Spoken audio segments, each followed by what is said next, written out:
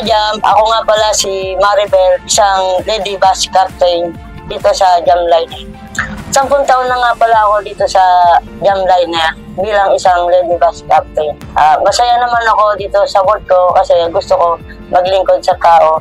At marami din sa akin humahanga na pag kami na isasakay akong ibang pasahero, hindi silang makapaniwala na isa akong lady bus captain.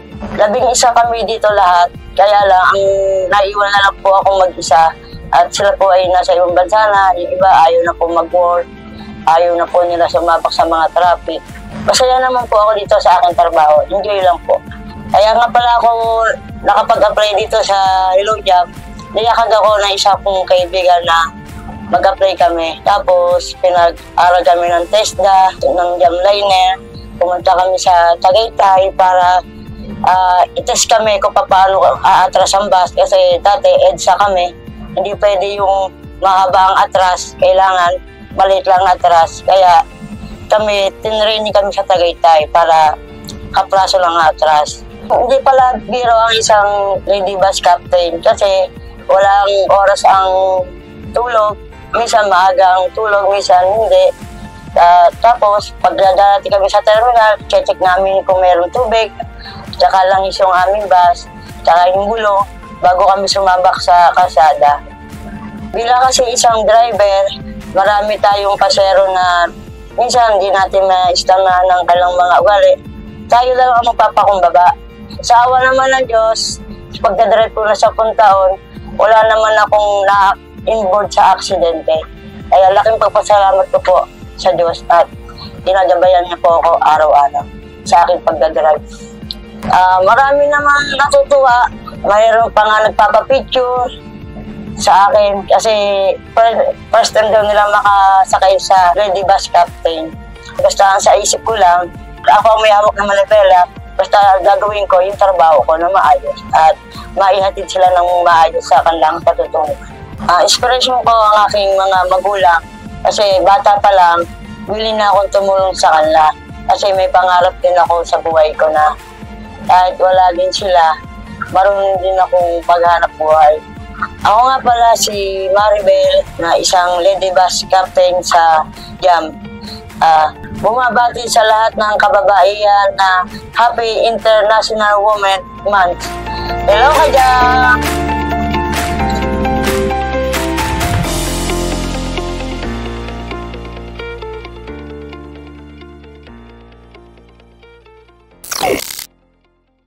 Jack, kumusta?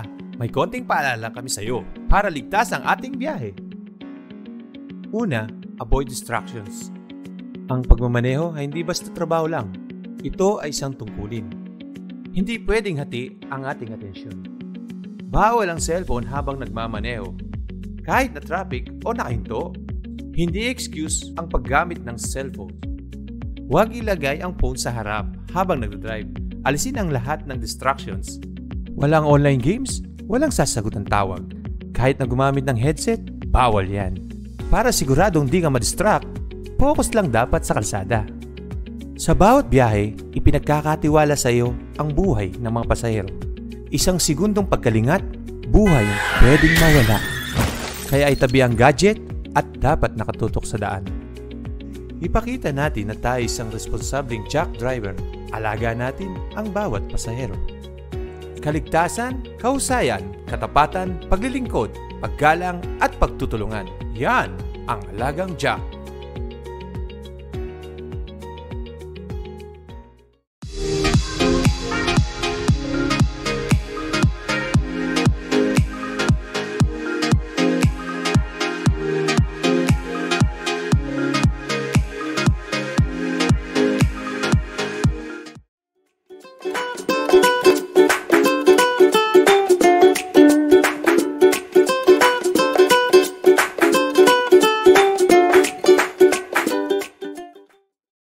Kumusta? May konting paalala kami sa iyo para ligtas ang ating biyahe. Una, avoid distractions. Ang pagmamaneho ay hindi basta trabaho lang. Ito ay isang tungkulin. Hindi pwedeng hati ang ating atensyon. Bawal ang cellphone habang nagmamaneho. Kahit na traffic o nakahinto, hindi excuse ang paggamit ng cellphone. Huwag ilagay ang phone sa harap habang nagdadrive. Alisin ang lahat ng distractions. Walang online games, walang sasagot ng tawag. Kahit na gumamit ng headset, bawal yan. Para siguradong di ka madistract, focus lang dapat sa kalsada. Sa bawat biyahe, ipinagkakatiwala sa iyo ang buhay ng mga pasahero. Isang segundong pagkalingat, buhay pwedeng mawala.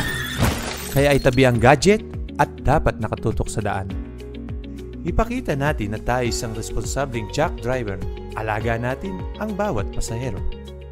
Kaligtasan, kahusayan, katapatan, paglilingkod, paggalang at pagtutulungan. Yan ang alagang Jack.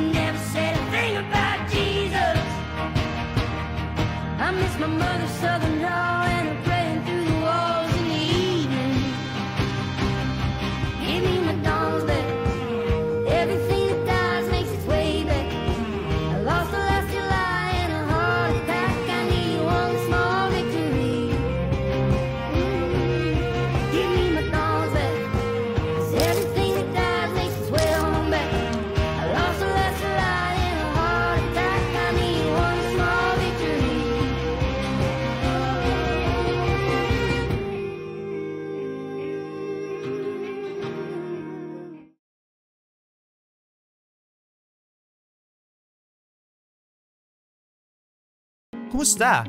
May konting paalala kami sa iyo para ligtas ang ating biyahe. Una, avoid distractions. Ang pagmamaneho ay hindi basta trabaho lang.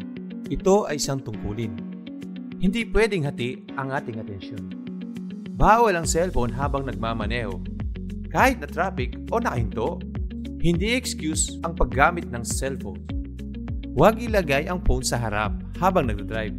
Alisin ang lahat ng distractions. Walang online games, walang sasagot ng tawag. Kahit na gumamit ng headset, bawal yan. Para siguradong di ka madistract, focus lang dapat sa kalsada. Sa bawat biyahe, ipinagkakatiwala sa iyo ang buhay ng mga pasahero. Isang segundong pagkalingat, buhay pwedeng mawala. Kaya itabi ang gadget at dapat nakatutok sa daan. Ipakita natin na tayo isang responsableng truck driver. Alaga natin ang bawat pasahero. Kaligtasan, kahusayan, katapatan, paglilingkod, paggalang at pagtutulungan. Yan ang alagang Jack.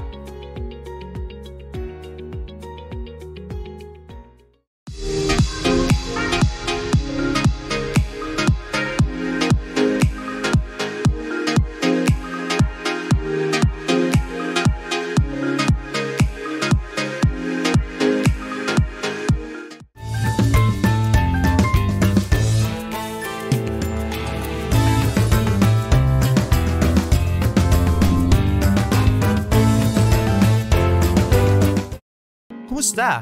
May konting paalala kami sa iyo para ligtas ang ating biyahe. Una, avoid distractions. Ang pagmamaneho ay hindi basta trabaho lang. Ito ay isang tungkulin. Hindi pwedeng hati ang ating atensyon. Bawal ang cellphone habang nagmamaneho. Kahit na traffic o nakahinto, hindi excuse ang paggamit ng cellphone. Huwag ilagay ang phone sa harap habang nagdadrive. Alisin ang lahat ng distractions. Walang online games, walang sasagot ng tawag. Kahit na gumamit ng headset, bawal yan. Para siguradong di ka madistract, focus lang dapat sa kalsada. Sa bawat biyahe, ipinagkakatiwala sa iyo ang buhay ng mga pasahero. Isang segundong pagkalingat, buhay pwedeng mawala. Kaya itabi ang gadget at dapat nakatutok sa daan. Ipakita natin na tayo isang responsableng truck driver. Alaga natin ang bawat pasahero. Kaligtasan, kahusayan, katapatan, paglilingkod, paggalang at pagtutulungan. Yan ang alagang Jack. Kumusta? May konting paalala kami sa iyo para ligtas ang ating biyahe. Una, avoid distractions. Ang pagmamaneho ay hindi basta trabaho lang. Ito ay isang tungkulin. Hindi pwedeng hati ang ating atensyon. Bawal ang cellphone habang nagmamaneho. Kahit na traffic o nakahinto, hindi excuse ang paggamit ng cellphone. Huwag ilagay ang phone sa harap habang nagdadrive. Alisin ang lahat ng distractions. Walang online games, walang sasagot ng tawag. Kahit na gumamit ng headset, bawal yan. Para siguradong di ka madistract, focus lang dapat sa kalsada. Sa bawat biyahe, ipinagkakatiwala sa iyo ang buhay ng mga pasahero. Isang segundong pagkalingat, buhay pwedeng mawala. Kaya itabi ang gadget at dapat nakatutok sa daan. Ipakita natin na tayo isang responsableng truck driver. Alaga natin ang bawat pasahero. Kaligtasan, kahusayan, katapatan, paglilingkod, paggalang at pagtutulungan. Yan ang alagang Jack.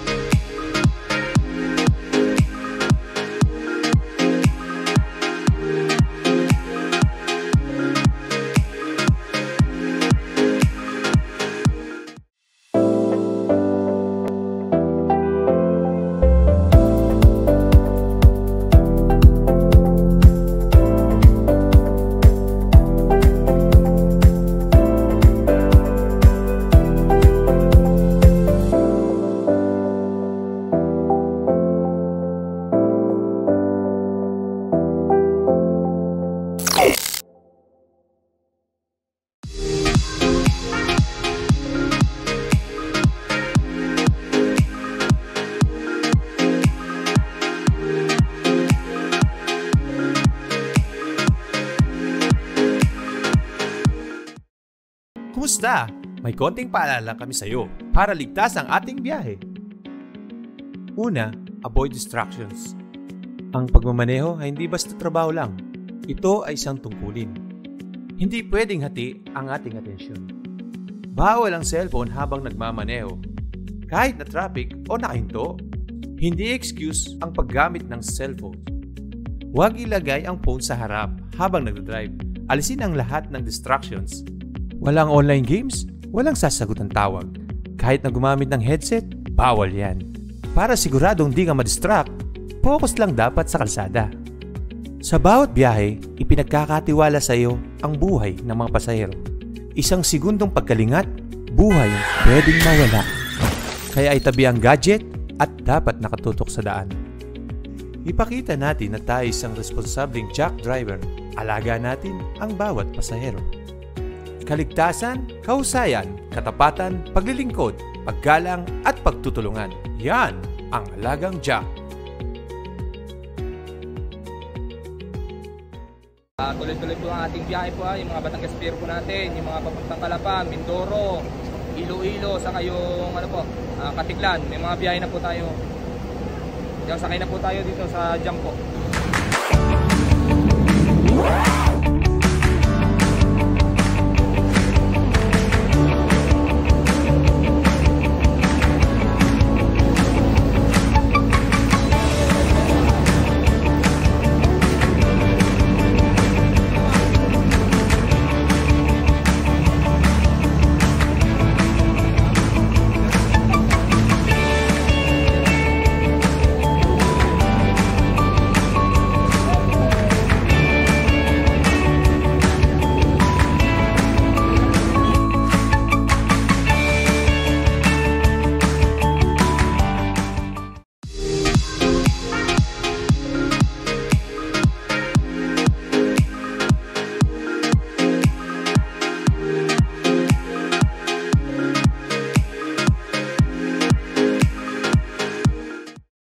Kumusta? May konting paalala kami sa iyo para ligtas ang ating biyahe. Una, avoid distractions. Ang pagmamaneho ay hindi basta trabaho lang. Ito ay isang tungkulin. Hindi pwedeng hati ang ating atensyon. Bawal ang cellphone habang nagmamaneho. Kahit na traffic o nakahinto, hindi excuse ang paggamit ng cellphone. Huwag ilagay ang phone sa harap habang nagdadrive. Alisin ang lahat ng distractions. Walang online games, walang sasagot ng tawag. Kahit na gumamit ng headset, bawal yan. Para siguradong di ka madistract, focus lang dapat sa kalsada. Sa bawat biyahe, ipinagkakatiwala sa iyo ang buhay ng mga pasahero. Isang segundong pagkalingat, buhay pwedeng mawala. Kaya itabi ang gadget at dapat nakatutok sa daan. Ipakita natin na tayo isang responsableng truck driver. Alaga natin ang bawat pasahero. Kaligtasan, kahusayan, katapatan, paglilingkod, paggalang at pagtutulungan. Yan ang alagang Jack.